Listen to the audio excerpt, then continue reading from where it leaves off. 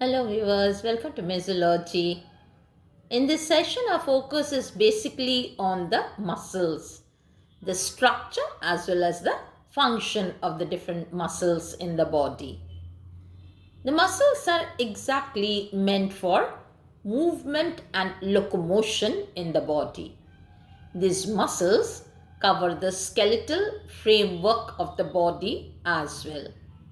The muscles provide a contour to the body of the organism. It also provides shape to the different organs and parts in the body. Muscles help to maintain a posture while sitting, standing, running, or walking. Muscles are contractile in nature, that they can contract and relax. Each muscle has a fixed end. That fixed end is the place for the origin of the muscle.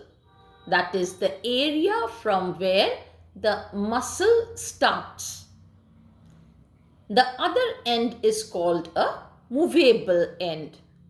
This movable end is the place where it connects to some other part, or this is where it is found to pull another part of the body. Like I'm showing, my lower arm is being pulled towards the body. That is being done with the help of muscle. Indeed, the bones are also associated with it, but the muscles help in the process of contraction.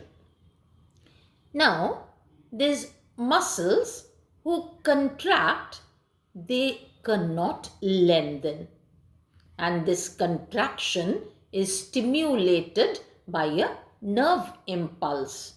So whenever there is a nerve impulse, that can lead to the contraction of a muscle, and that contraction can then be returned in the form of a relaxation, but this can never lead to lengthening of the muscle.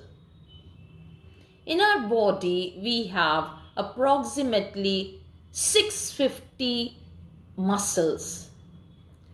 Many of these muscles are found to work in opposition to one another, like a structure which is pulled by the help of the muscles towards your body. That same muscle will not return it back to the position from where it was pulled. This returning it to the previous position will be done by a next muscle. So for such movements, a pair of muscle is involved. And this pair, where one helps in pulling it inwards and the other helps in relaxing it outwards. This kind of action is called opposing action, and this pair of muscle together is given a single name called antagonistic muscles. So the biceps and the triceps are a pair of antagonistic muscles. But we do have several other pairs of antagonistic muscles in our body as well, because it is not only the hand which can be pulled and then returned back to the position, it is also possible with your legs and other parts of your body. So we do have these sets of muscles in pairs, like the hamstrings and the quadriceps, which work in opposition to one another. The next set is the gluteus maximus, working in opposition to the hip flexors. The third set is the gastrocnemius muscles, which work in opposition to the tibialis anterior muscle.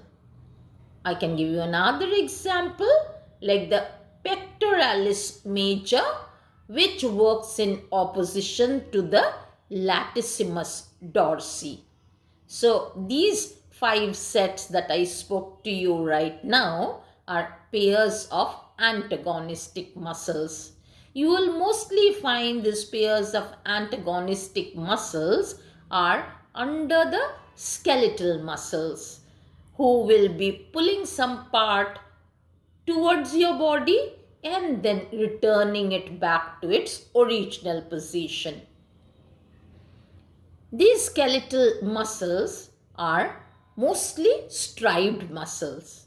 So now we are coming to the classification of muscles. We have basically 3 different kinds of muscles. The first, which I have mostly spoken while speaking about these antagonistic muscles, here I am bringing it under the category of striated muscles. So striated means they have dark bands and subsequently the light bands.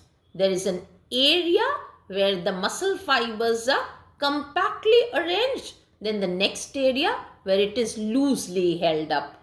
So this gives an appearance of striations. When we look at these muscle structures, they are multinucleated. And this multinucleated structure is helpful because their working is very potentially controlled by the nucleus. Since nucleus is the control center for any functional activity, so the function of contraction and relaxation is extremely well done by the help of these multinucleated structure. The next about this muscle is these muscles are capable of getting controlled. So they work under the willpower. So we can control them according to our will. When we want them to relax, they can be relaxed. When we want them to contract, we can even do that. Now these skeletal muscles or the striated muscles, they are voluntary in nature. The skeletal muscles are abundantly present on your arms, on your legs, and parts of the body which are easily movable and they are under your control. Any part that you can make it move when you want it to move, those do have the striated muscles in them. The next is the smooth muscles, or we also call it as the involuntary muscles. For the involuntary muscles, they will never have any dark or light bands on them. When we look at the structure, there will be no striations when we make a diagram for it. And these being involuntary, they are mostly found in the internal organs. It will be there in the linings of the blood vessels. It will also be found in the inner linings and the structures of internal organs like your, like stomach and all that. They'll also be found in certain parts like your eyelid, which is, which flips on its own. You cannot stop it for a longer time, but mostly they are located internally. Now, in structure, they will not have multinucleated type. They are uninucleated, and each smooth muscle is tapering in nature. The two ends run out into spindle-like structures, whereas the center is a little thicker. The last is the cardiac muscle. Cardiac muscles are found only in your heart. The entire muscular lining of your heart, which is called the myocardium, is made up of the cardiac muscles. These are very highly specialized muscles. They never get tired. These are actually striated type in its look. They also have dark bands and light bands, but they are most specialized in being branched, where none of the others were branched, but these cardiac muscles are highly branched.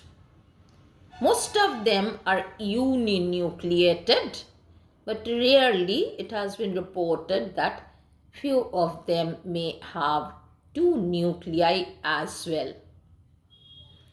Cardiac muscles are restricted to the heart and they are capable of working throughout life in a non-stop manner.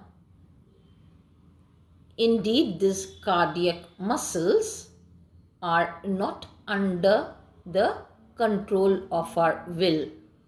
It is controlled by the impulses that it receives internally. So, cardiac muscles are structurally similar to the striated or the voluntary muscles, but functionally they are more comparable to the smooth muscles who are involuntary. Thank you for watching. Please do like, share and subscribe to my channel. Thank you once again.